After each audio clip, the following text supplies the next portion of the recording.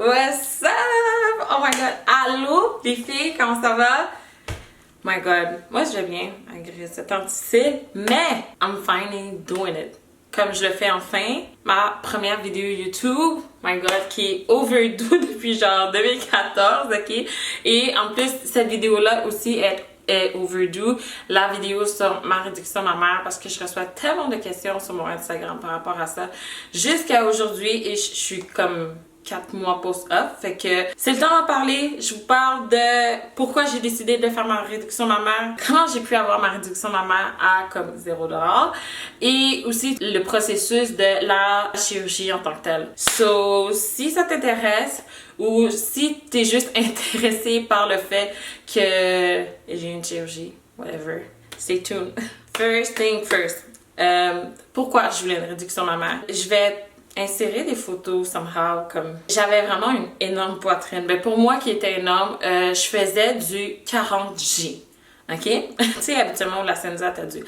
La Senza, la bien rose, t'as du A, B, C, D, double D. Genre, j'ai vu E, dis-toi, moi j'étais G, ok? That was way too much, girl, to handle.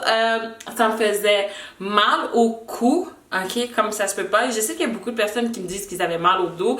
Moi, j'avais mal au cou, puis j'avais mal au torse, comme tout ici, j'avais mal parce que, you know, avec la gravité, là, mes seins voulaient aller vers le bas. Fait que ça me donnait aussi une posture vraiment comme whack. Genre, bossu Notre-Dame, that was not cool. Et c'était vraiment lourd pour de vrai, fait que j'aimais pas ça. Il y a ça. Il y a le critère aussi esthétique du fait que genre, you know what, I'm a curvy girl, ok? Genre, j'ai des cuisses, I have thighs, I have a little bit of booty, just a tiny bit. Fait que là, avec les seins, my god, ça devenait trop, là, pour de vrai. Genre, je pouvais mettre une robe moulante, puis, tu sais, habituellement, sur une fille, comme, you know, skinny, ça aurait été cute. Sur moi, ça faisait comme, oh, girl, tu vas où, you know? Fait que, il y avait cet aspect-là aussi que, genre, qu'est-ce que je mettais, genre, ça faisait souvent, tout était souvent comme provocateur, mais comme, je faisais juste mettre un crop top. C'était provocateur. Fait que ça, j'aimais pas ça. L'aspect aussi de sport, du fait que j'étais obligée de mettre fucking 4 brassières de sport pour faire comme 3 jumping jacks, c'est vraiment énervant. Comme tu vas jamais me voir courir parce que genre, courir avec des seins, à chaque fois que tu bounces, le fait de tes seins comme bougent tout le temps, ça fait mal. Comme, oublie ça. Ça, j'aimais pas ça. Puis c'était pas mal ça, tu sais, c'est lourd, c'est pas nécessairement pratique, c'est moyennement toujours good looking. Comme je me suis adaptée à mon corps, je me suis adaptée à ma shape, fait que j'ai compris comment m'habiller avec ce genre de shape-là. C'est une adaptation, puis tu sais, moi, j'ai toujours eu des seins quand même gros depuis que je pense que j'étais en 4e année, puis j'avais déjà du 32B. Et secondaire 1, 36C. You know? Fait que juste pour vous dire, fait que pour moi, à un moment donné, c'est devenu plus un insécure qu'un avantage dans mon corps. Fait que après tout ça, tu sais, et by the way aussi, c'est génétique parce que ma mère et ma tante aussi, ils ont des gros seins. Ma mère a fait la réduction de ma mère parce qu'elle était vraiment plus capable. Fait que tu sais, en prenant tout ça en compte, je me suis dit, you know what, comme ma mère l'a fait, genre, moi aussi je vais la faire, ma réduction mammaire, parce que pour le vrai, avec tout ça, avec tous les trucs que je vous ai dit précédemment, comme ça me mettait vraiment mal à l'aise, ça me donnait mal au dos, fait que je me suis dit, ok, je veux faire ma réduction mammaire. Quand je me suis décidée que je voulais faire ma réduction mammaire, bon, j'en ai parlé à mon chum. Obviously, boyfriend was not really happy about it. Il était comme, pourquoi tu veux faire ça? Genre, tes seins sont parfaits, tu dis pas, blablabla. Il était vraiment pas comme on board. Obviously, mais tu sais quoi, j'ai la tête dure. Et moi, je suis allée voir mon médecin de famille, puis je lui ai dit, hey, by the way, comme, j'ai mal au dos, j'ai mal au cou, c'est pas confortable, esthétiquement, genre... Être narco, c'est difficile de s'habiller, c'est difficile de trouver des brassières. Est-ce que c'est possible que j'aie une recommandation de ta part pour que je puisse aller faire une réduction mammaire? Mon médecin de famille, ok, c'est un asiatique, ok, il est pas très sociable, il parle pas trop, pas très émotif non plus. Mais quand que je lui ai raconté, quand je lui ai dit mon besoin, puis je lui ai dit que je voulais faire une réduction mammaire, il a regardé mes seins comme ça, genre, littéralement 3 secondes, puis il m'a signé mon papier. Fait que this is how I got the gold ticket pour avoir une chirurgie à $0. Yeah! Fait que dans le fond, pour avoir ta chirurgie à $0, il faut que tu ailles voir ton médecin de famille puis que tu lui demandes une référence de sa part pour avoir une réduction mammaire. Fait que dans le fond, quand c'est prescrit par ton médecin de famille, la chirurgie va être payée par la RAMQ. Fait que ça, c'est le petit tip. C'est pas besoin de payer pour ça parce que je pense que si tu paierais par toi-même, ça pourrait être entre 8 000 et 12 000 $. Save your coins, girl. Et après ça, quand il m'a donné mon ticket pour la réduction mammaire, il m'a dit qu'il allait envoyer ma prescription à l'hôpital Sacré-Cœur pour me mettre sur la liste d'attente pour la chirurgie puis que ça allait prendre entre 12 et 18 mois. J'ai pas tout ce temps-là. Vraiment pas. Qu'est-ce que j'ai fait moi à la place, ok? Premièrement, moi j'étais pas down à ce qu'on me mette sur une liste d'attente puis n'importe quel chirurgien va m'opérer. Comme j'ai le chirurgien, je vais le rencontrer quoi? La journée même de l'opération, fait que j'ai jamais vu son travail, j'ai pas de référence, j'ai pas de review, j'ai pas de commentaire. No way, ça m'intéresse pas. Fait que les filles, s'il vous plaît, quand que votre médecin, ok, vous donne la prescription, you already have the gold ticket. Là, c'est ton tour d'aller faire tes recherches et aller trouver le chirurgien avec qui que tu vas aller travailler. Dans le fond, comment tu fais ça? C'est sûr que tu vas taper réduction mammaire chirurgien.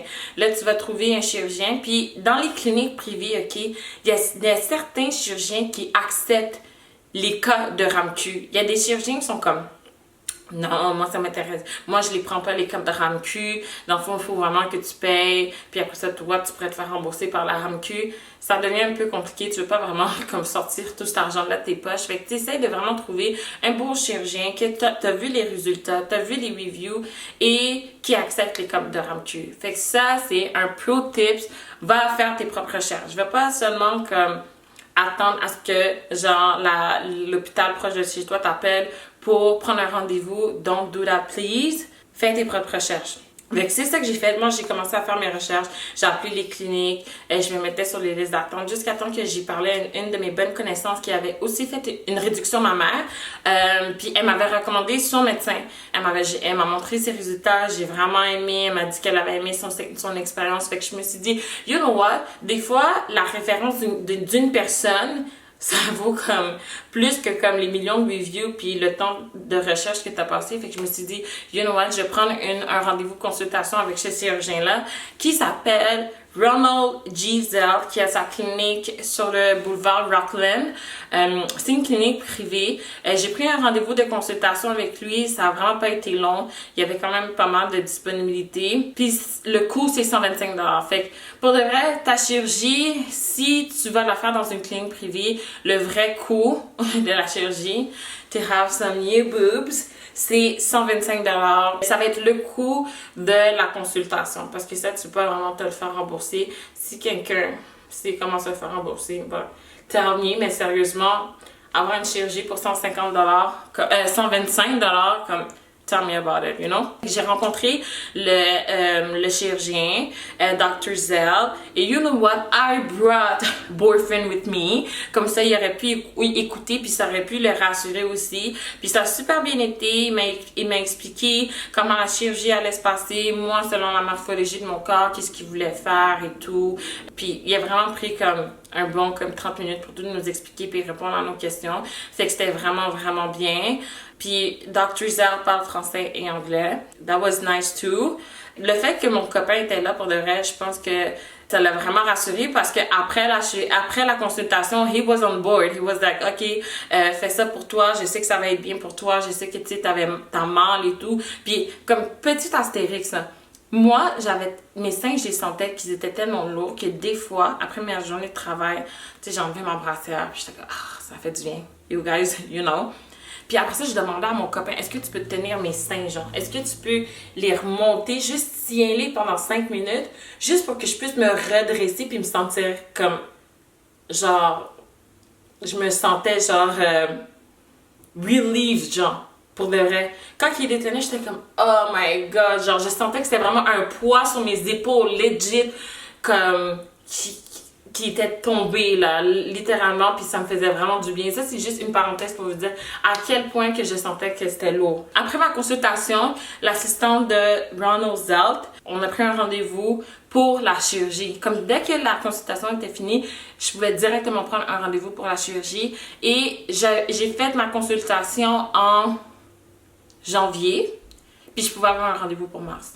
Comme en moins 3 mois, je pouvais avoir un rendez-vous pour ma chirurgie en tant que telle. Puis moi, je m'étais dit, pourquoi j'ai pas pris pour mars? Parce que j'étais comme, you know what, là, tu sais, j'ai des gros seins. J'ai ma chip qui est ajustée à mes gros seins. Comme, you know what, j'aimerais ça perdre un peu de ventre. Comme ça, ben, genre, quand je vais avoir des petits seins, ma chip va être beaucoup plus adaptée. Fait que je me suis dit, you know what, je vais pas le prendre en mars, je vais le prendre en avril. Fait que j'avais ma date de cet été pour le 5 avril. Puis en attendant, j'étais en train de workout pour pouvoir perdre du poids, puis ça avait actually fonctionné. C'est pas mal ça. Fait qu'en attendant ta chirurgie, t'essaies de bien manger, de t'entraîner.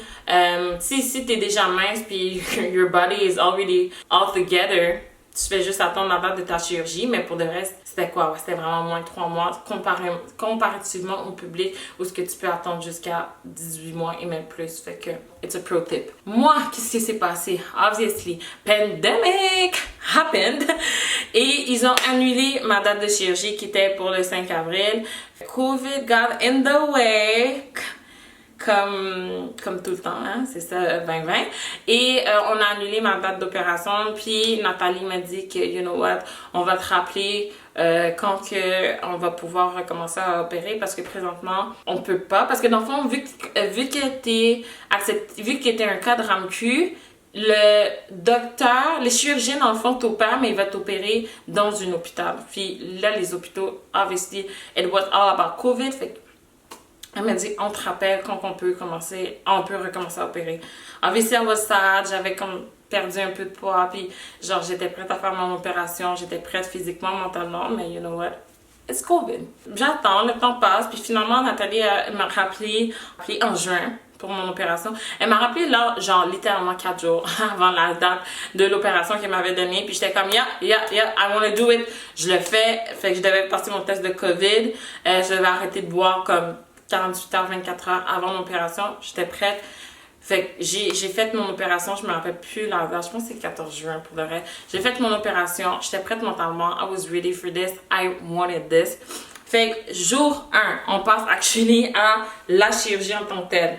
Jour 1, journée de l'opération.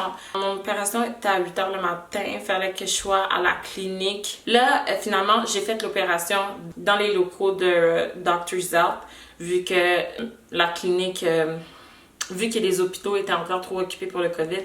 Habituellement, tu aurais été à l'hôpital, mais moi, je l'ai fait dans les locaux de Dr. Zelt. Jour 1 de l'opération, j'étais prête. Dr. Zelt m'a parlé, il m'a rassurée. J'étais avec son équipe. They were super nice. Puis pour de vrai, genre, tu sais, ils prennent la pression, ils font les tests et tout, vérifient si t'es pas enceinte. Mais après ça, genre, sérieux, ils m'ont mis un gaz, puis je me rappelle plus vraiment de grand chose. Je me suis jamais réveillée durant l'opération. Je pense que ça a pris environ 1h30. Puis après ça, je me suis réveillée 1h30 après l'opération parce que t'es quand même sur anesthésie générale. Puis le réveil, bon, quand tu te réveilles, tu te sens vraiment que tu t'es fait passer genre un camion dessus. Pour de vrai, tu te sens vraiment comme what just happened, you know, tu sais, c'est normal, tu viens de sortir d'une chirurgie, tu sais, j'avais vraiment des gros bandages et tout, je me sentais faible, enfin, j'étais vraiment très fatiguée, fait, tu sais, c'est tous des trucs qui sont vraiment normaux, mais pour de vrai, les infirmiers qui étaient là, ils étaient super gentils, ils ont appelé mon copain à la bonne heure, fait que j'ai même pas dû attendre après lui, tout était vraiment bien timé. On m'a donné ma prescription pour aller acheter mes antidouleurs à la pharmacie. Fait que moi puis mon copain, on a fait ça. Puis c'est ça. La première journée, it's not fun. Le ride back home, je vais pas mentir, il est horrible. Ça fait vraiment mal. Tu sens toutes les potholes, puis t'es vraiment sensible. Puis Montréal, we're the pothole city, so... fait que c'est pas mal ça. Mais arrivé à la maison, pour le reste, je vous dirais, la première semaine d'opération, ça se passe quand même bien. Parce qu'ils vous donnent quand même de la morphine qui est fort. Fait que moi, à chaque fois, j'avais de la douleur. Moi, enfin, pas à chaque fois, j'avais de la douleur. Je devais prendre la morphine à chaque 4 heures. J'étais toujours droguée. J'étais vraiment high, puis genre, j'étais bien. Genre, j'avais pas beaucoup d'appétit, mais j'étais bien, puis je dormais beaucoup. Fait que moi, la première semaine, do not go to work. T'es droguée toute la semaine. Fait que non, c'est pas vraiment une bonne idée. La deuxième semaine, j'avoue, était plus tough. Semaine 1, niveau de pain, 4.7 sur 10. Et deuxième semaine, automatiquement un 6 sur 10. Parce qu'à la deuxième semaine, il faut que tu arrêtes les Dilodyte qui donnent. Faut que tu arrêtes les painkillers, ok? Fait que là, et tu retournes, ben tu dois prendre des Tylenol. Oh, puis là, c'est là où t'es comme fuck, ok? Actually, ça fait mal. Actually, il y a vraiment un discomfort. Puis là, tu te sens pas bien. Fait que moi, j'étais chanceuse, j'étais en télétravail dans ce temps-là. Tu sais, j'ai vraiment pu m'adapter, prendre des pauses de temps en temps. Comme j'ai allongé mon chiffre, mais juste en prenant plus de pauses. Mais pour de vrai, la deuxième semaine, c'est tough. Fait que si vous êtes dans un travail où vous devez lever des objets et tout, quand même il y a un effort physique à faire, je recommanderais pas de retourner au travail. Moi, je prendrais 2 semaines off de travail pour vrai. Parce que t'es fatigant, t'es juste toujours fatigué. Puis moi, je trouve que c'est beaucoup mieux de récupérer puis après ça, retourner au travail. Troisième semaine, ben là, tu commences à t'habituer. Je pense que la troisième semaine, c'est là qu'ils enlèvent ton bandage. Troisième ou quatrième. Puis you know what? Après ça, c'est comme tu t'habitues. Quand ils enlèvent le bandage, tu te sens vraiment actually mieux parce que là, tu peux plus bouger, t'es moins coincé. Après ça, il y a le docteur va te dire, après, je pense, 6 semaines, de passer de l'huile de vitamine E. En tout cas... c'est ça que j'utilisais, moi. Ça s'appelle le Bio Oil. L'huile de soin. C'est de l'huile de vitamine E que j'ai acheté au Jean Coutu, pour vrai. Je pense que c'est comme 10$. Puis, dans le fond, ça, il faut passer ça sur ses cicatrices. Fait que moi, mes cicatrices sont comme... sont autour de mes épaules. J'en ai ici, sur le long. Puis j'en ai ici. Fait que dans le fond, après 6 semaines, il faut commencer en massage les seins. Fait qu'il faut vraiment, tu sais, le docteur et le chirurgien te dit, il faut que tu commences en massage, puis il faut que ça fasse mal. Fait que, parce que quand tu commences, tes seins sont vraiment, ils bougent pas. Comme au début, là, tu sors de l'opération, puis c'est un peu traumatisant, parce qu'on dirait vraiment que t'as des pectoraux, genre. Puis t'es comme, ok, j'ai vraiment plus rien. Puis c'est dur, genre. Fait que t'es comme, ok, what the fuck, pourquoi j'ai fait ça? Mais finalement, puis aussi, moi, le chirurgien m'a dit, moi, you know what, je vais te faire tes seins plus petits, parce que, tu sais, t'es encore dans ta vingtaine, trentaine, quarantaine, tu vas prendre du poids, ok, avec les enfants. Je veux pas que tu reviennes me voir, comme, pour faire une autre réduction mammaire. Fait que, je comprends son point, fait qu'il m'a fait mes seins plus petits que genre l'habitude, you know? Which is okay, mais c'est ça, fait que c'est vraiment en faisant les massages que là tu vas commencer, que tes seins vont commencer à prendre forme. Moi, sérieusement, j'ai un peu négligé le massage puis l'huile parce que genre j'ai fait mon opération en été puis j'étais juste comme oh my god, j'ai des petits seins, je m'achetais des petits crop tops, je mettais des petites camisoles, j'étais vraiment contente, blablabla. Fait que j'ai un peu négligé ça. Puis aussi, c'est vraiment important de porter toujours une brassière. J'ai aussi un peu négligé ça. Mais c'est important de toujours de porter une brassière. Comme ça, tu les gardes au moins un peu slackés. Mais c'est vraiment ça à cause de moi. J'étais comme, oh my god, hot girl summer. Je porte pas de brassière comme présentement. You know, moi, je porte mes petits tops comme ça que j'aurais jamais pu porter avant. Puis, I'm enjoying it actually. Est-ce que je recommanderais de faire la chirurgie?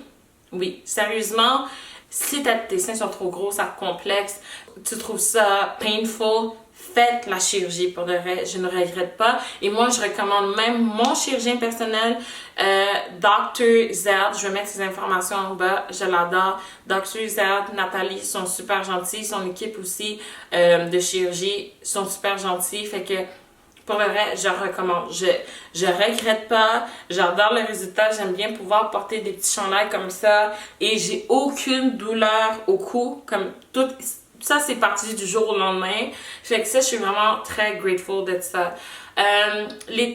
mes petits turn-on de la chirurgie, c'est les cicatrices, pour vrai. Mais les cicatrices, oui et non. Comme les cicatrices sont là, obviously, tu les avais pas avant, là, elles sont là. Mais moi, personnellement, vu que j'ai un peu négligé l'huile de vitamine E, en bas de mes seins, comme les cicatrices sont plus foncées, est-ce que ça me dérange? On les voit pas.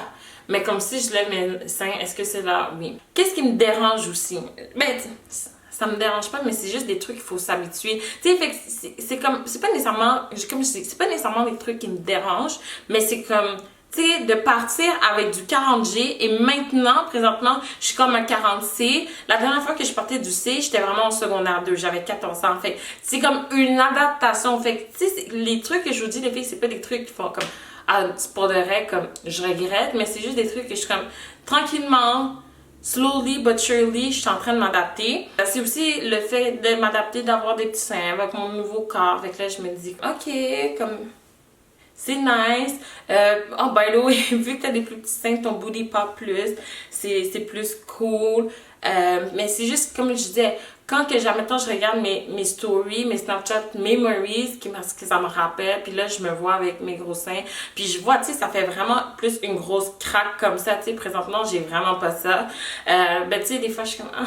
Peut-être que quand il m'a demandé est-ce que j'aurais voulu mettre des implants, j'aurais peut-être dû dire oui. Fait que si j'aurais une recommandation, tu vois, si ça te dérange pas, ben, tu sais, quand je mets une brassière, je peux avoir ma craque, mais quand j'en ai pas, AVC, comme mes seins sont vers le bas, puis c'est normal parce que c'est les seins naturels. Si tu penses que tu vas faire une réduction mammaire puis tu vas avoir les seins comme hauts comme ça, genre, non, c'est pas vrai, non. Ça, si tu veux faire ça, tu fais une réduction mammaire, puis la réduction mammaire va être gratuite, mais tu te fais mettre des implants, puis c'est un montant de plus. Je sais pas c'est quoi le montant parce que j'ai pas demandé. Moi, peut-être, qu'est-ce que je regrette, c'est que j'aurais peut-être voulu mettre des implants pour avoir un petit peu plus de forme, but whatever. C'est pas fini, là, c'est pas comme si je pourrais pas le faire.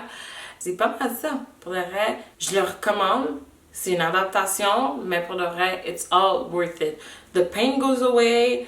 Et aussi, m'habiller, c'est tellement plus facile pour de vrai, comme là-dessus, j'ai vraiment no regrets. C'est pas mal ça pour ma chirurgie, pour ma réduction mammaire. Je pense que j'ai pas mal, beaucoup parlé et passé à travers tout ce que j'avais à dire. Si j'ai oublié des affaires, dites-le moi en bas dans les commentaires. Je vais pouvoir répondre à vos questions. Je vais être active, puis ça me dérange pas. S'il y a trop de questions, je vais peut-être faire un Q&A par rapport à ça. Comme j'ai dit tantôt, je vais laisser les informations par rapport à mon chirurgien.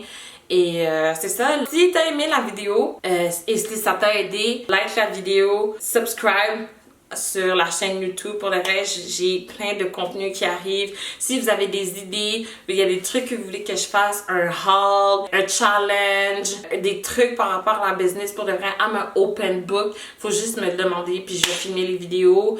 Je vous aime, je vous souhaite une bonne journée, une bonne semaine, puis on se voit bientôt. Bye!